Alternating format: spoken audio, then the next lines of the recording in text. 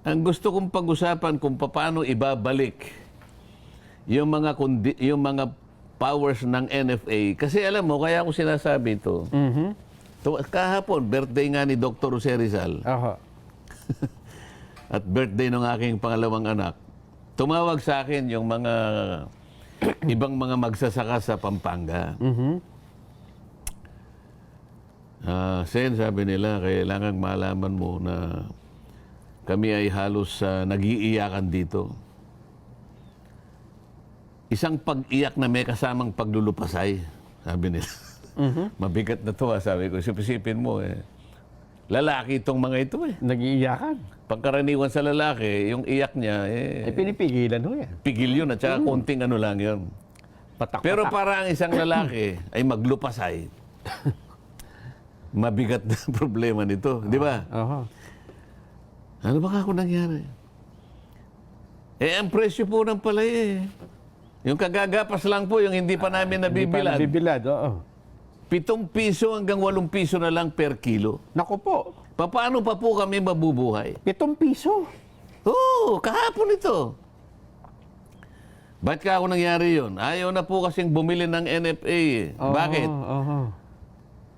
Paano po silang bibili? Wala na po silang paglalagyan. Punong-puno na po lahat ang ano eh. Ang kanilang bodega. Totoo naman eh. Oo. Ay, yung mga ano. Di nagbiro ako ngayon. Kasi nag-iiyakan nga sila eh. So, kinakailangan biruin mo rin sila. Kasi nga, mapayapa mo lang ang loob niya. Tawagan niyo muna ako si Senator Lito Lapid. Ayan, oo. Bakit po siya? Siya ka ako number 1 dyan sa Pampanga. Hindi naman ako eh. Ayo. Hindi ka ako, binibiro ko lang kayo. Anong ibabalik? Kasi nga yung pinag-uusapan natin, puro balik eh. Ha? Kailangan ibalik, i-repatriate natin ang mga, ano natin na, ayun, tinatamaan na naman ng gera sa paglalabanan ng dalawang bansa na wala nang inisip kundi magpatayan sa isa't isa. Ayun ang nangyayari sa atin eh, di ba? Totoo po. Yun ang mga rapporteur. Balik tayo sa ICC. Isipin mo na, puro balik eh. Ngayon, ang gusto ko, ibalik mo yung ilang powers na kinuha mula sa NFA. Kasi nga nung nagkaroon ng tarification, ito yung naging problema eh. Actually, ang immediate na impact niyan, kaya nagkaganyan, dahil nga sinabi kasi ng Malacanang, magsisimula na tayong magbenta ng 20 pesos per kilo of rice. Sinabi ko na sa iyo noong pa, nung nato ay ilang buwan na nakararaan, na itong ganitong mga pagpapasya, mapanganib. Ang unang epekto nito, babagsak ang farm gate rice ng palay. Totoo. Nangyari. I-announce mo naman na 20 pesos. Ano sasabihin ng mga barkada mong mga kawatan? Akin na yung... Ibenta nyo na, wala na, mababa na ang presyo. Ibenta nyo na sa akin niya, wala nang bibili sa inyo. So yung mga kawatan, yung mga gustong kumita, yung mga trader, mga trader, sila kikita rito eh. Kapag ka hindi pa nabilad, 7 to 8 pesos. Grabe. Pagbilad na. Pagbilad na, 11 to 12. Nako po. Wala ba? Lugi ka pa rin. Bakit ka mo? Lugi, Ang production cost mo para makapag-produce ka ng palay, 22 pesos. Yun ang break-even. Tama po kayo. Hindi ka pa kumita ron, ha? Wala pa. Oo. Para kumita ang farmer, 25 pesos. Yan ang bilin mo. Per kilo palay. May kita na siya doon kahit pa paano. Bibilin mo ngayon ng 7 to 8 pesos. Anong mangyayari sa kanila? Magtatanim pa ba sila? Hindi na. Siguro pinipwersa sa inyong presyong maging 20 yung bigas eh. Kaya 7 nila binibili. Kaya nga, yung mga traders na mapagsamantala, sila ngayon lalapit. Tingnan mo palagi ko sinasabi ito. Ilan ba ang nakakain ng isang Pilipino? Gawin natin halimbawa yung isang gwardiya ko na lumaki ang tiyan. Sapagkat nag-ship na siya sa bigas eh. Yes. Yung pandesal lumiit na lumiit eh. Totoo. Di ba? Opo. Dahil nga sa pag-aawayan ng dalawang... Natin malala kung pag-uusapan natin dito. At saka mahal. Gawin natin halimbawa yung gwardiya na yan. Ang consumption ng isang Pilipino sa loob ng isang taon 122 kilos. Yan ang kakainin ng isang Pilipino. Okay. Yan ang average. Yun ang 122. tinatawag na per capita. Aha. Siguro yung aking driver, ay yung aking gwardiya, baka 130 kilos naman. Ang average is 122 eh. 22. Ang ibig sabihin niyan, 2 kaban at kalahati. More or less. Yan ang kinakain ng isang Pilipino sa loob ng isang taon. O, kwentahin mo yan. Ang ibig sabihin niyan, 15.5 million metric tons lang ang kailangan para mapakain mo lahat ang Pilipino. Aha. Sa bilang natin. Kaya ganun kasimple yan eh. Tatanong mo sa Department of Agriculture. magkano ba ang production natin? Pinag-usapan natin yearly ha. Aha. Ang production mo, 19.3 million Metric tons. metric tons. Palay na yan ha. Hindi palay, yung bigas. Bigas na. Aha. Sa mga tweed, mas marami kang supply, 19.3 million metric tons. Ang demand mo is 15.5 metric tons. Ibig sabihin, tama-tama lang. May sobra ka pa eh, di ba? Tanong, bakit mataas ang presyo?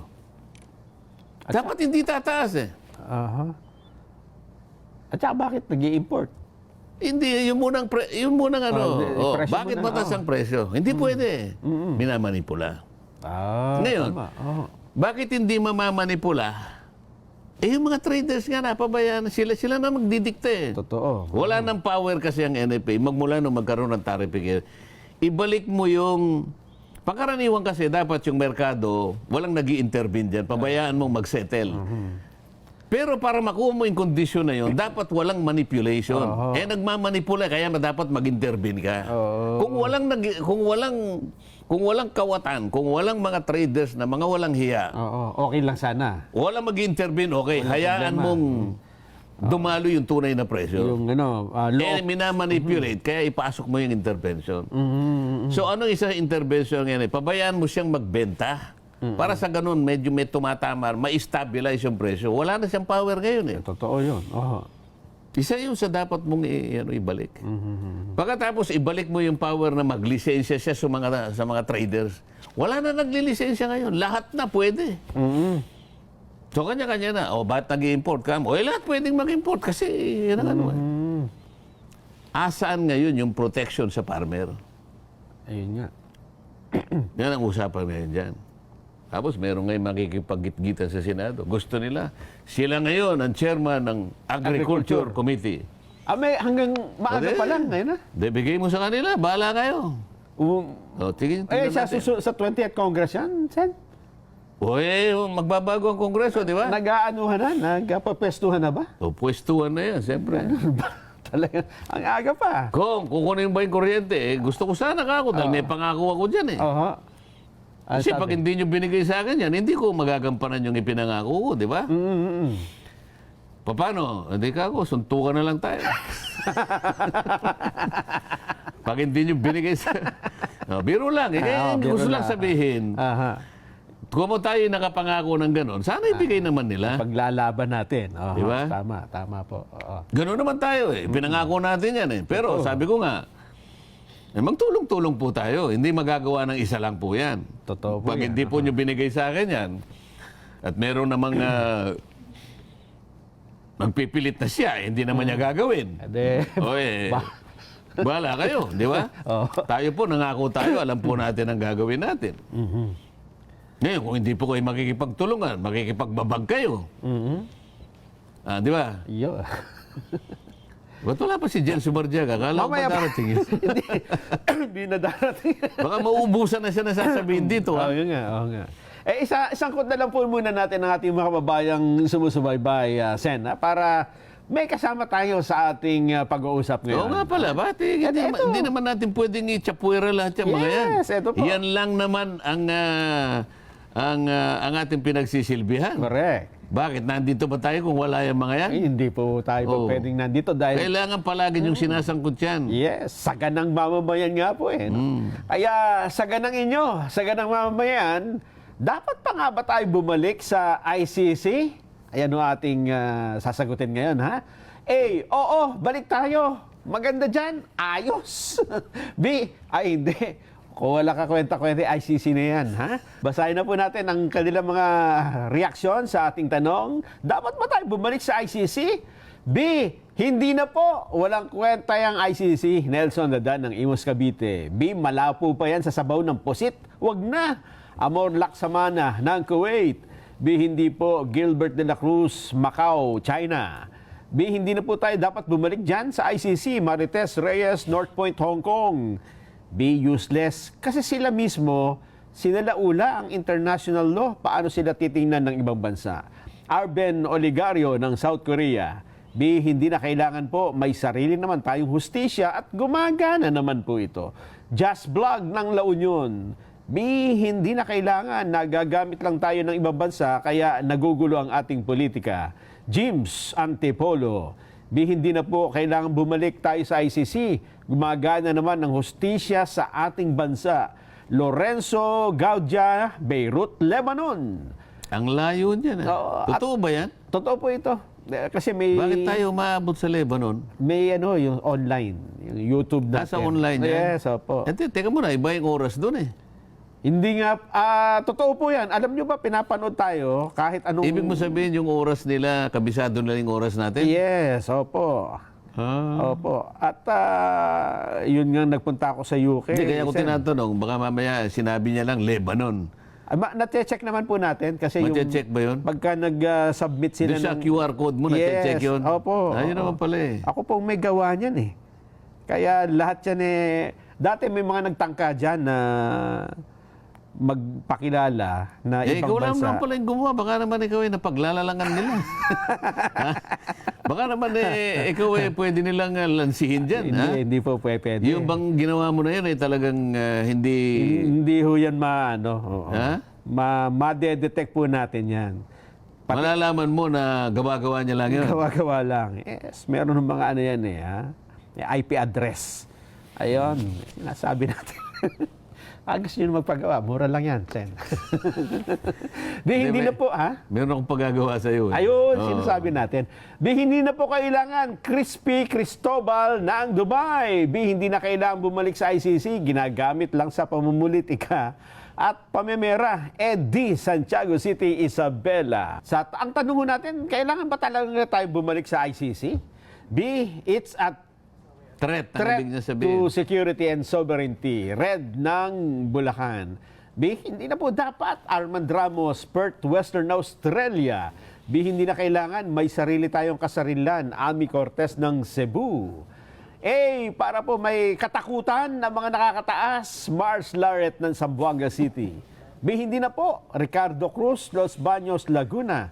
B, dito na lang tayo umiiral naman ang batas natin ukol dyan. Ardencio Pomida, Agusan del Sur. B, questionable nga yung mga just nila. Papasako pa tayo. Ramon Amado, Zamboanga del Norte. B, no, kasi meron tayong korting gumagana. Levi Ibanez ng Pilipinas. Dapat lang po para sa mga matataas na posisyon sa gobyerno para maging patas po ang pag-iimbestiga. Orlando Torres ng New Zealand, Auckland, New Zealand. B, hindi na po kailangan. Roger Bares, Valenzuela City. Doon po sa tanong na dapat pa ba tayong bumalik sa ICC? Opo. Ang sumagot po ng oo ay 10% lang. Ang sumagot ng hindi ay 90%. Naku. Ayan. Ayan po.